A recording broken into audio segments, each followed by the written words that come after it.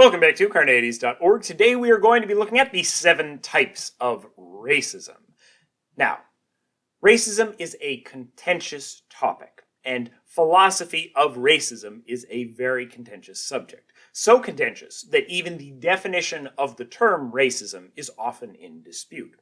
This leads to a mismatch in debate sometimes, where individuals appear to be discussing whether or not something is racist, but really are discussing whether or not a particular act is immoral, with the underlying or implicit assumption that anything that's considered racist must be immoral. In this video, we're going to separate out the semantic claim, what is racism, from the ethical claim, what is moral. We'll look at 7 categories which have been called racism, and then answer the question of whether those categories are actually immoral, and the cases made by individuals on all range of the political spectrum for them being moral or immoral. So our goal is to set out all of the possible things you could consider racism initially, and then look at the justifications for the claims around that. So, concepts of racism are inexorably tied to politics, culture, and power. This video is going to discuss how some of these types of racism fit and do not fit the narratives of the left or the right. That's not to say that everyone on the left or the right has such a view, simply that some definitions fit each meta-narrative better or worse. And we're going to be taking on kind of the quintessential personas of an individual from the left and an individual for the right.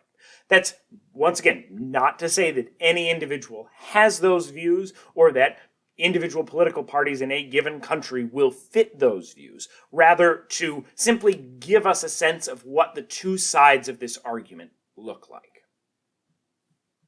Now, there are many debates in the philosophy of race which concern whether or not race exists, the differences between race and ethnicity, etc. For the purposes of this video, we're going to remain ambivalent between various theories of race and take a broad view of what constitutes race, to include things generally considered ethnicity as well, for the purpose of inclusive examples, given that there are many countries that have effectively one race, and so don't have as many issues with racism very strictly defined, but have plenty of issues with ethnicism or tribalism that exist within those cultures. So we're going to include a very broad definition of race for as inclusive of examples as we can have. These types of racism will apply across a variety of views of race. So regardless of what you think race is, these types of racism can be at least intellectually applied. So racism looks different in many countries around the world, and so we're going to try to take as broad of a possible view to encompass as many possible examples as we can. Now, many of our examples will focus on American institutions just due to the extent of scholarship on this and the racial diversity that exists in America, and therefore the exacerbating or the coming to light of a number of these issues. But that does not mean that these are the only instances.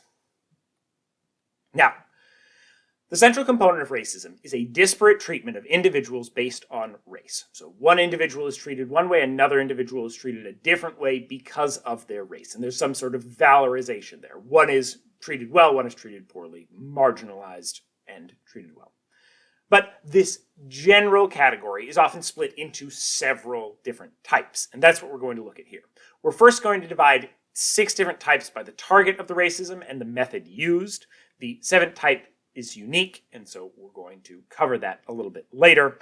But generally, the political left puts more stake in the targets of racism. In other words, the morality of something depends on its target, while the political right puts more emphasis on the method. Our goal here is to first outline all of the options, even those which are controversial, even those which many on the left and the right wouldn't call racism, and then dig into the arguments for why one or the other might be classified as racism. So, some make a distinction between racism targeted at those in power and racism targeted at those out of power. Power can be political, economic, social, etc. Some on the left make the case that racism against groups in power is morally acceptable in virtue of the fact that they are in power, and in order to have a more equal or just society, some of that power needs to be taken away, or some of that power needs to be given to groups out of power, perhaps. Others claim that both kinds of racism are immoral.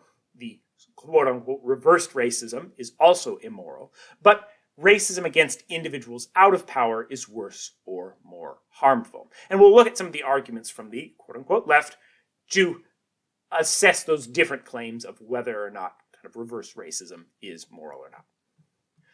Now, there are questions around what makes a group in power, because categorical privilege, in other words, a particular characteristic or racial characteristic giving an advantage in all situations, is rare, if not non-existent. Check out my video on social privilege for more on what I mean by categorical privilege. There are many groups that are advantaged in some areas but disadvantaged in others. For example, Asian Americans have higher median incomes than white Americans but face more individual acts of racism and discrimination. For now, we'll use examples of groups that are out of privilege for the specific area covered. So for the specific area that we're assessing an individual racist act, that is the area where we'll assess whether or not someone has privilege or doesn't have privilege. So a group that has higher rates of college attendance but lower rates of home ownership would be considered in power for questions of discrimination in college admittance, but out of power for questions of discrimination in the housing market. Fortunately for us, in a lot of these scenarios, these are going to be correlated. A group is often going to have privilege in most situations, though rarely all, or lack privilege in most situations. So this won't come into play too much, but it's important to note this distinction that we're not trying to make the claim that when we say a group is in power, that we mean for absolutely every situation that they have power. Rather, that for this particular instance that we're looking at, that they generally have more privilege or power. Like I said, check out my video on social privilege for more on this distinction. Now, others make a distinction between individual, systemic, and historic racism. Individual racism includes single acts done against individuals. These acts can be conscious or unconscious, severe or minor, but they are the differential treatment of an individual because of their race, either privileging that individual or discounting. So those individual acts are targeting just one individual and are not necessarily a part of a larger pattern. Systemic racism, on the other hand, occurs when a system has the impact of consistently advantaging or disadvantaging a certain race. So the systemic question is a question of, on aggregate, statistically, is a race facing an advantage or a disadvantage, regardless of whether there were any individual acts that were done. Because this might be done due to a conscious design of a program or a policy, or simply a correlation of race and some other feature that is targeted by a program or policy, but it can also be done by a systemic pattern of individual racist acts that exist within a culture. So it can be done by a government, business, but also an aggregation of many individual racist acts that lead to kind of that aggregated statistical disparity. And finally, historic racism occurs because even after an individual racist or systematic racist act, the disproportionate impact may linger. That impact can even be intergenerational, as usually your children are the same race as you are, and disparate impacts on wealth or education can be passed down. This means that individuals who never experience the systemic or individual racism themselves can still feel the disparate impacts of their parents or grandparents who actually experience the systemic racism in the form of things like smaller inheritances, not being able to go to the same quality of schools, etc. So historic racism occurs for individuals that did not experience the systemic racism themselves, but are still victims of it through their parents or through the kind of historical systems that have led to disparities. They're victims of the previous disparities, not the systems that are actively existing. Hopefully that makes sense in terms of the distinction between historic and systemic. We're going to dig into it a little bit more with the examples that hopefully will make it a little bit clearer. So, some on the right are skeptical of historic and even systemic racism, arguing that in meritocratic countries, hard work, not government systems or the status of your parents, determines success. While they generally do not deny the existence of such systems or historic impacts, they may deny the size of the impacts of these systems or the impacts of these histories, arguing that it's actually hard work and there is a meritocratic system, and that is a greater determinant of wealth or power or these kinds of things. Once again, simply outlining out the arguments, not taking a view. I'm a skeptic. I don't believe anything. Finally, if we were to add one more dimension that we're not going to add but we'll touch on quickly here to this discussion of racism, it would be intent. Whether or not someone intended to discriminate on the basis of race. or if their actions simply had that effect without intent. So this is most commonly thought of when it comes to individual actions and the difference between an individual actively attempting to discriminate on the basis of race and an individual unconsciously having an unconscious bias or doing a microaggression or something like that that causes a disparate impact to an individual on the basis of race, but was never consciously done. So this can apply to systems as well, some of which may have been designed to have disparate impact on race, others of which may simply have had that impact without ever having that intent, with having the intent of doing something completely different, but ending up having an impact that did have a disparate impact based on race.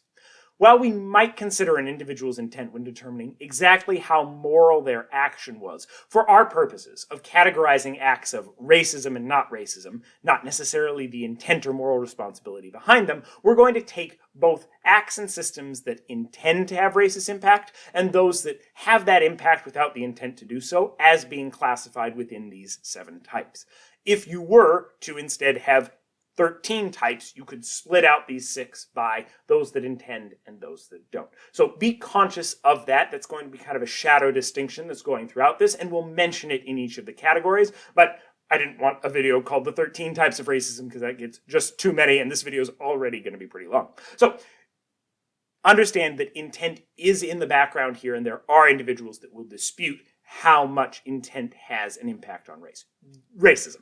Generally, the right puts more stake in the importance of intent of actions, saying that if an action wasn't intended to be racist, perhaps it's not immoral, whereas the left takes the opposite view, that even if you have an unconscious bias, even if there is a system that happens to be discriminatory, even if it wasn't designed that way, that's still immoral, that's still problematic, that's still something we have to address. So, once again, not going to really cover it, but it's going to be there in the background, hovering just beyond sight. So, the first 6 types of racism can be thought of as variations on these 2 dimensions. And before touching on the 7th, we're going to go through an example of each of these 6 types. So first off, type 1, individual acts towards those without power. Type 2, systemic acts towards those without power. Type 3, historic acts towards those without power. Type 4, individual acts towards those with power. Type 5, systemic acts towards those with power. And type 6, historic acts of racism towards those with power. Let's take a look. So, type 1, individual without power.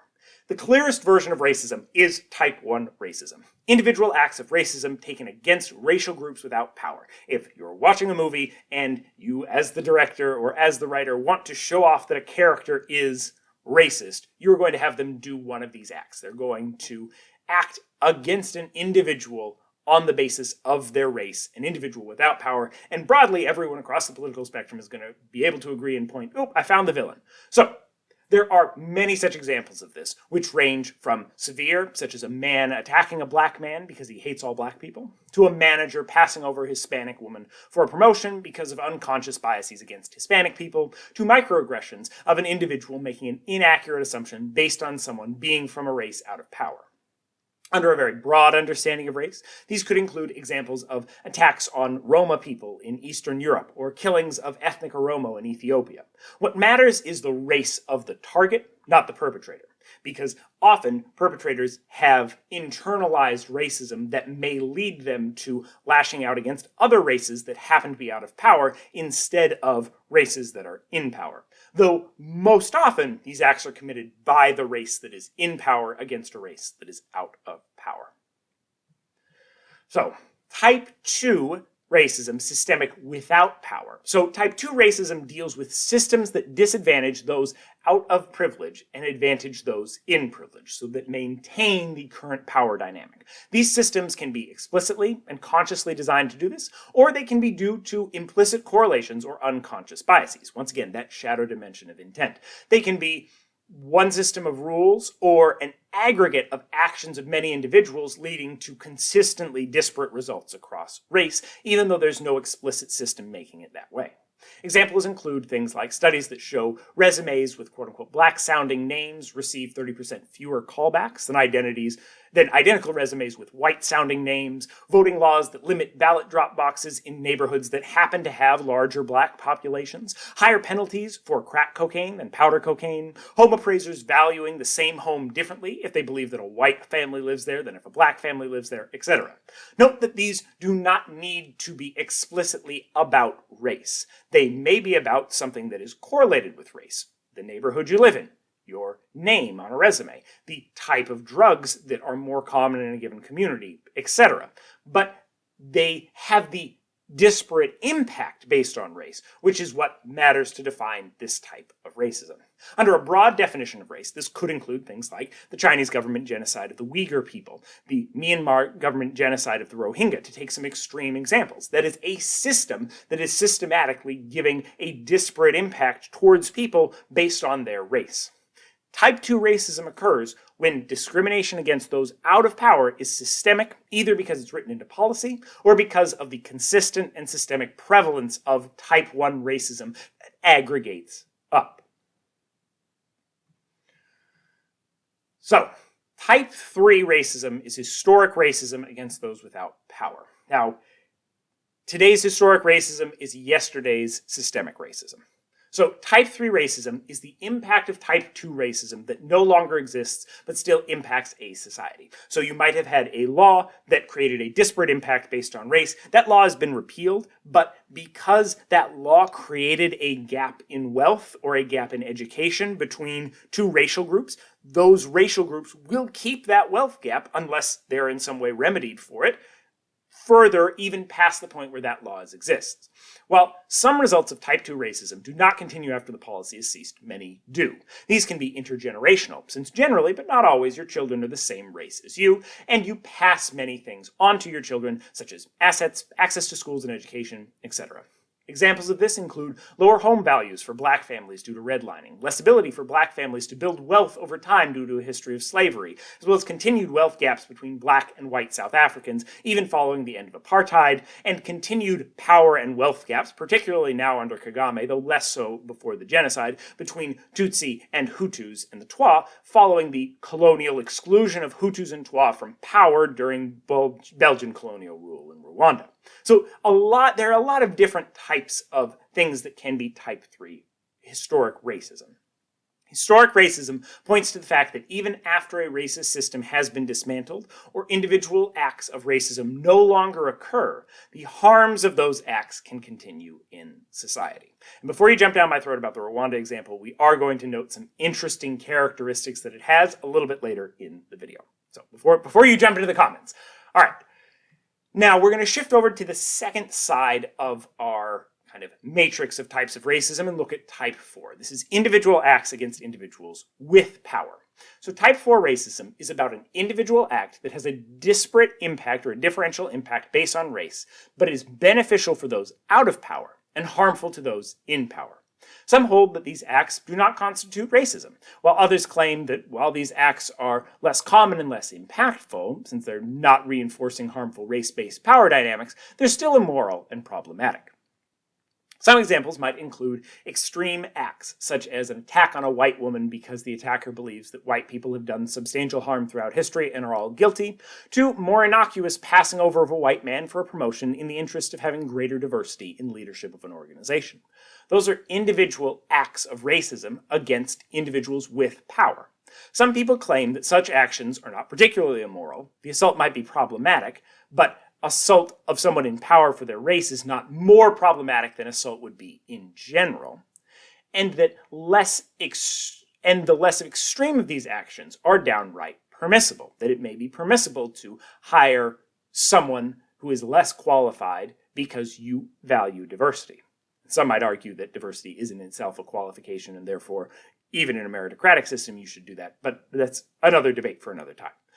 Others argue that these acts of racism are always immoral, just less so than acts against those out of power, because they're not reinforcing those systems that exist. Still, others take the position that power differential is completely immaterial to the morality of an act. Harming or benefiting someone based on their race is always wrong. Now, let's look at type 5, systemic with with power. So systemic actions against those with power. These are really interesting because they're actually quite rare and hard to find, but that doesn't mean they don't exist completely. Instances of type 5 racism are few and far between. Inherently, being a race in power means that the majority of systems favor your race. However, that doesn't mean that all systems do. And there may be some kind of systems within systems which are built to fight against existing power dynamics. Some systems that attempt to rectify past injustices can fall under this category, such as affirmative action or reparations for slavery, as they have systemic positive impacts on one group due to their race. They have positive impacts on a group that is out of power. There are also systems that might harm races in power due to the correlation of identities with power, such as being white, with identities out of power, such as living in a rural area. This could take the form of policies encouraging globalization, hurting rural factories, which disproportionately impacts white people who live and work in those communities. So in this way, you can have a system that is disproportionately impacting a group out of power, rural people, that happens to be correlated with a racial group in power, white people. Some claim that type 5 racism is not merely permissible, it is obligatory, that individuals in power need to be forced to give up some of that power to balance historical injustices. Others might claim that maybe you don't need to actively do harm against individuals in power, but we should actively be benefiting individuals out of power in systemic ways. Others argue that the most impactful and politically sustainable policies are those which only coincidentally have a disproportional positive impact on those out of power, such as pro-poor policies in a society where there is a disparate share of races out of power who are poor, but will also at least have some impact on races that are in power that are also poor, because those policies will be more broadly acceptable to the full population, even those races and people that are in power and are not poor, because they don't see it as targeting individuals based on race. Still others claim that such policies are just as problematic as type 2 policies and will inevitably lead to a shift of who is in power and require more racist policies to rebalance. So some might claim that these kinds of policies may be just as problematic as type 2 because all you're doing is you're inevitably going to shift the balance of power, and once other individuals are in power, they're going to be, this type 5 shifts and becomes type 2 and is just as problematic. So, a range of views on it, but we're just looking at the views. So, type 6, finally, historic out of power, or historic with power, rather. Type 6 racism is arguably more common than type 5, as many ethnic groups that have power now were out of power in the past. Examples could include a child of a Roma family that moved to America from Eastern Europe. Their family was discriminated against in the past, leading to an inability to build intergenerational wealth when their family lived in Eastern Europe. But in America, they were considered white, and therefore have the current power that comes with that identity, despite experiencing historic discrimination. Their family may have less wealth or ability to build wealth in the past, but because of their identification or their passing as white in America, they no longer are experiencing that systemic discrimination, but have the weight of the historic discrimination on top of them. The same could be said for Italian, Greek, or Hungarian Americans whose family faced systemic discrimination in their ability to build wealth and property and were considered non-white in the early 1900s, but today their children are considered white and have all the power of whiteness. While type 6 racism is generally less impactful than type 3 racism, it can still have disparate impact on certain ethnicities. The existence of type 6 racism is often used as a way to help those in power realize the reality of the impact of historic and systemic racism, because given the fact that it is much more common than type 5 racism and is also broadly considered to be problematic, it can help people understand that historic and systemic racism do really have an impact. So, that was a lot. There's an important thing to note, and that is that power can change. Now, distinguishing between type 6 and type 2 racism is important to understand in context where two racial groups have changed power multiple times over their history.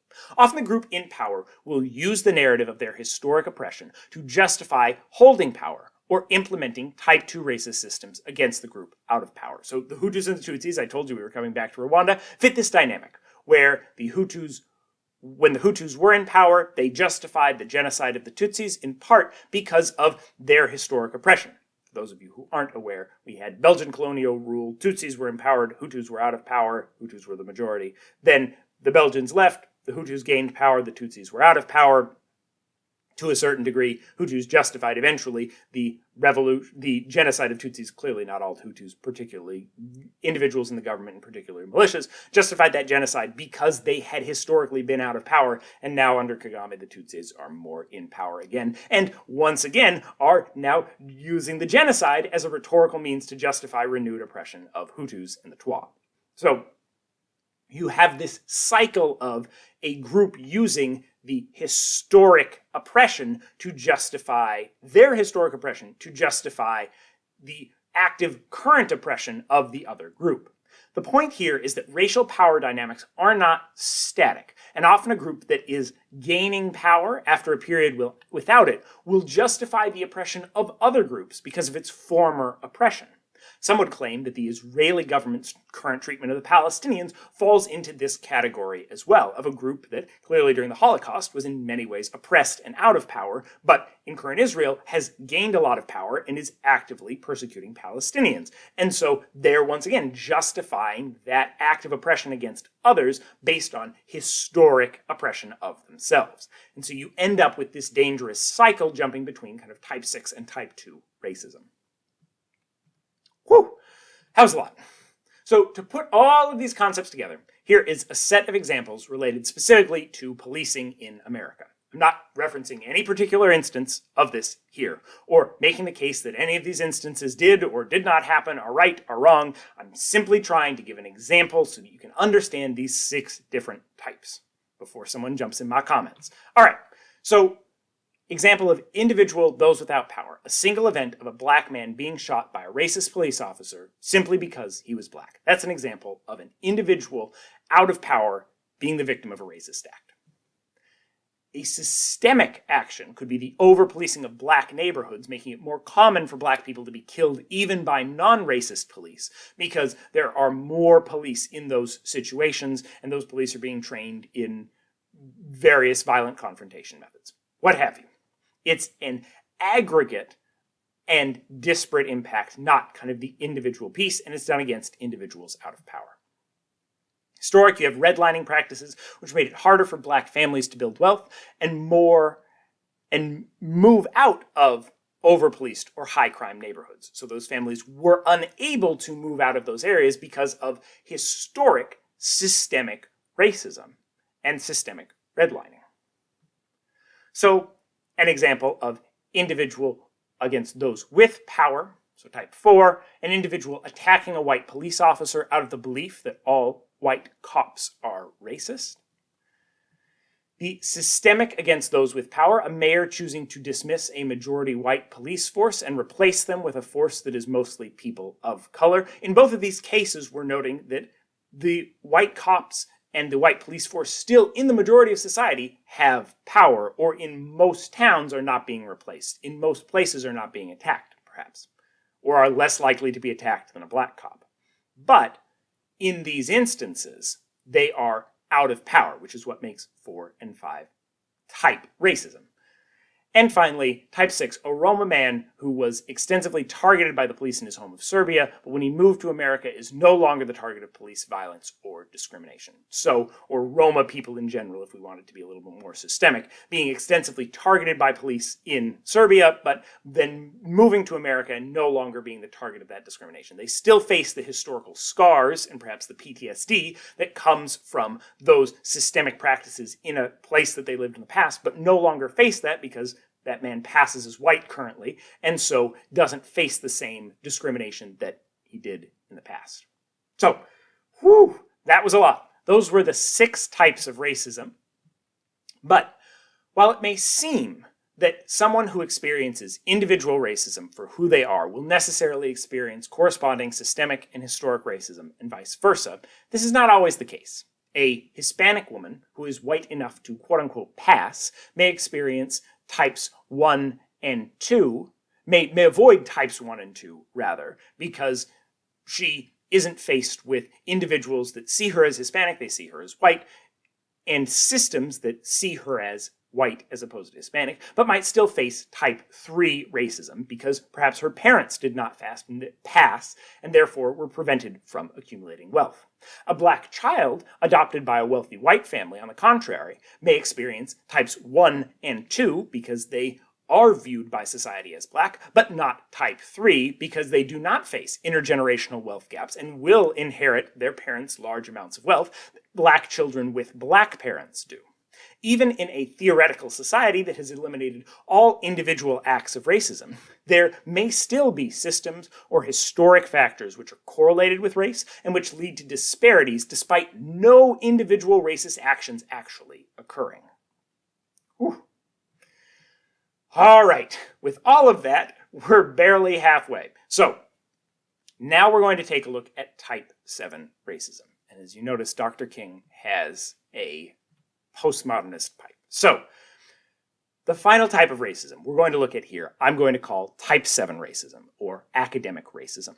To understand this claim, we're going to step for a moment across our analytic continental divide in philosophy to speak of Jacques Derrida's work in post-structuralism. Broadly, a lot of post-structuralists fall into this. We're going to talk about Derrida, but there's a lot that could fit this mold. Check out my series on postmodernism for more. Derrida argued that our interpretation of literary texts required a set of cultural assumptions about underlying meanings of words. In order for us to understand what we read, we need to have we can't just do it mechanically. You can't have a computer read something and really understand it because it doesn't have these implicit assumptions about the meanings of words and the implicit valorizations of particular pairs of opposites. So these might include valorized assumptions of truth being better than error, good being better than evil, reason being better than madness, white being better than black, masculinity being better than femininity, efficiency being better than building relationships, etc. Derrida's point here is that we need to have these assumptions and these background beliefs in order to interpret text. And if we didn't have these assumptions, we would understand a given text differently. In order to understand a text, one must know or be tapped into these common underlying cultural assumptions. And if you assumed the opposite, you would interpret the text differently, which Derrida famously does. The concern raised by Derrida is that our assumptions about the hierarchies of these dichotomies, which of the pair is better, are inherently a result of culture and are not objective. For Derrida, we are underdetermined as to which is actually preferable, and those which are valued are often done so due to the desire to preserve existing power structures. Not a desire in us individually, but because they preserve existing power structures. The reason people think masculinity is preferable to femininity is because men have more power and have been able to inculcate and institute that preference, either intentionally or unintentionally throughout society, not because of some intrinsic greater value of masculinity. The reason that hierarchies are preferred to consensus or efficiency is preferred to relationships, rather. So the reason we prefer a strict business hierarchy as opposed to consensus building, or efficiency of you're going to work from 9 to 5, you're going to do all these things, as opposed to relationships, if you're going to spend time talking and building relationships and connections with people, is because those are simply the values of the dominant culture, and that dominant culture is exerting its power on the values of society and reforming society in its image. Type 7 racism, then, is the implicit valorization of values of the race or culture in power. So taking a step back from Derrida and going back to what we're calling type 7 racism, this is the implicit valorization of values of a particular race or culture that happens to be in power. The preference for efficiency over relationships is not a method for achieving better business, but simply a dominant culture asserting its power due to a preference in white culture for efficiency.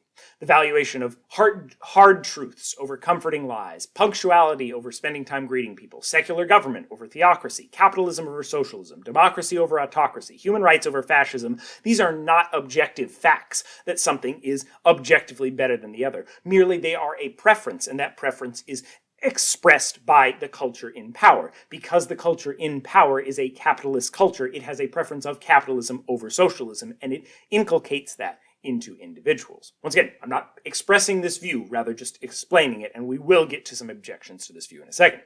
The only reason, according to type 7 racism, that we prefer one over the other is that the preferred option was the option of the dominant race, the dominant culture, and this dominant culture valorized its preferences, marginalized others, and has taken power. This academic racism is the idea that the very systems that we have and the values that we have, by instituting those values are in some way racist, or attempting to put those values on others, we are doing something that is racist because there is not an objective fact of the matter about them, merely a cultural preference for those. And the culture in power, the white culture in power, attempting to impress those values on others is a racist act because it's devaluing the values and preferences of cultures that are out of power. According to this type of racism, a boss preferring that his workers show up on time is engaged in a kind of type 7 racism by explicitly valorizing, making a value judgment of something that's inherently cultural, timeliness. A government which pressures other governments to become democracies or protect human rights is simply impressing their values on others, not advocating for something that is objectively valuable. So, that was a lot. What we're going to do now is we're going to take a look at the left's case for types 2 and 3 racism, the right's case for types 4, 5, and 6 racism, and then finally we're going to look at objectives from both sides of the political spectrum against type 7 racism, because it seems to me that both the left and the right could have very strong reasons for disagreeing with type 7 racism as something that is immoral. So, with that, let's take a look, or even founded epistemically. So, now that we have a sense of the types of racism, let's briefly take a look at some of the arguments for and against each of these types. First, the case for types 2 and 3 is, even without an individual act, these disparities exist, and systems, whether current or historical, can do much more harm than individual actions given their pervasiveness, and require more to remedy than those individual acts. Now, the right might respond and object that intent does matter, and if a system happens to have a racially disproportionate impact, it may not necessarily be bad. For example, a meritocratic hiring process for doctors may be racist in its impact due to structural barriers towards people of color getting medical degrees. But that doesn't make the hiring process immoral. Rather, it makes the structural process, the structural barriers that prevented those people of color from getting medical degrees immoral. So just because an individual process has a disparate impact based on race, it doesn't mean that that system is necessarily racist. The left might respond by claiming that acknowledging such disparities makes it easier to pinpoint the systems that create those structural barriers and go and dismantle them, even if we do acknowledge that those meritocratic systems are inevitably left untouched. Though others on the left may make the case that those meritocratic systems should actually become less meritocratic to balance out those previous or earlier structural barriers, though, like I said, there's a variety of opinions on this. So those are some of the cases for why types 2 and 3 racism might be important and why they might not. Next on the right, for types 4, 5, and 6, the right conversely might make the case that racism against those with privilege is immoral by reference to the underlying definition of racism, the differential treatment of individuals on the basis of race. Simply because an individual has power in some situations does not mean that they cannot still be the victim of oppression in others. As we looked at in terms of kind of power changing dynamics and individuals who may have different identities and may be experiencing individual racism but not historical racism or vice versa, it seems that individuals are more complicated than simply fitting exactly into a box of always having power or exactly into a box of never having power. And so permitting the oppression of people that seem to have power in some situations may belie the fact that those individuals don't always have power in all situations. Now, the left might make the case that systems which explicitly target benefits to those in marginalized groups are necessary to alleviate systemic and particularly historic injustices even after the system has been dismantled. But the right might respond that identity is more complicated than that. Individuals now in power may not have always been, and policies targeted by race may have the effect of reversing disparities, not eliminating them, leading us to a cycle, as we talked about with the Rwanda case, where individuals out of power justify oppression of individuals in power until the point that those individuals that are out of power now have power and justify their continued oppression by their past oppression, and the cycle continues again.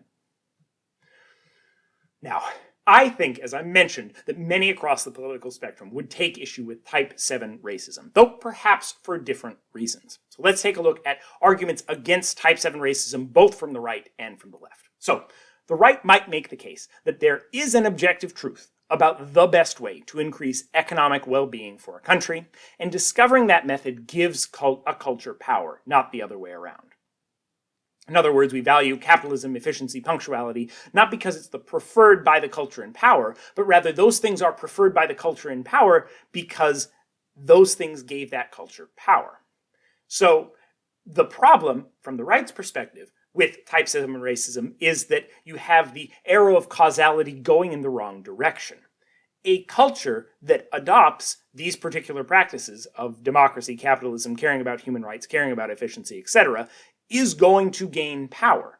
And a culture that does not do those things is going to lose power. It's not that the values are determined by the culture in power, but rather the culture that is in power is determined by what values it accepts. Finding the correct values, for example, we value efficiency, capitalism, punctualism not because they're preferred, but because those lead to increased power. Finding the correct set of values gives you power by earning your culture more money, creating better social cohesion, etc. And finding incorrect values, or values that don't lead to those things, loses you power. The valuation of at least some of these dichotomies, perhaps not all, arguably not all, may be in line with the values of the dominant culture. But that's because having the right values has made that cultural dominant, not the other way around. Now, the Type 7 racist, we'll call him that because we have both the right and the left objecting to them, might argue that while this fits for some, there are some valuations that clearly don't map onto this. Things like the masculinity, femininity separation, the white versus black valuation of white people over black people. Those don't perfectly fit into this. But the right might have a point around some of these other values. Maybe we can't question all of these values, it's just these very specific ones that we have. And then you get into questions of things like efficiency versus building relationships and spending time greeting. Which category does it really fit into? And those are, at the end of the day, empirical questions that you'd have to go out and research in some way. So that would be the case from the right. Now, the case from the left might be going from the other direction, might make the case that many of the values of Western society do not, in fact, support existing power structures, and those values, in fact, support individuals out of power, and therefore those values are justified because they must not have been things that would support power structures or were the things coming out of power structures, because they actually undermine power structures, and they undermine the individuals or the groups that are in power, such as ideals of democracy, human rights, women's rights, etc., are explicitly Western ideas, but challenge the power of the elite and the privileged. It would be easier for a dictator to hold power without needing to worry about human rights or democracy. Therefore, the valorization of human rights or democracy over autocracy or fascism is not and cannot be because that enforces the group that's in power, because the group that was in power would not want those things. In this way, at least some of our values, once again chipping away at these valorizations, cannot simply be the products of supporting existing power structures, since many of them make things much harder for those in power. And in this way, one on the left might argue that these systems are good to impose on countries that don't value these things yet and have an autocratic leader, because the autocracy, in fact, is the system that is valorizing and supporting the existing power structures, whereas a democracy or respect for human rights or women's rights are things that would undermine that. And so not all Western values are those things that support existing power structures or the existing culture. What do you think? Whew, that was a long video. For anyone that actually made it all the way through this video, much appreciation for watching it and for listening to me blather on. Are there types of racism that we missed? Do you think all the types we listed should qualify as racism, as immoral? Or should some be classified as more immoral than others? I'd love your thoughts in the comments below. Watch this video and more here at Carneades.org, and stay skeptical, everybody.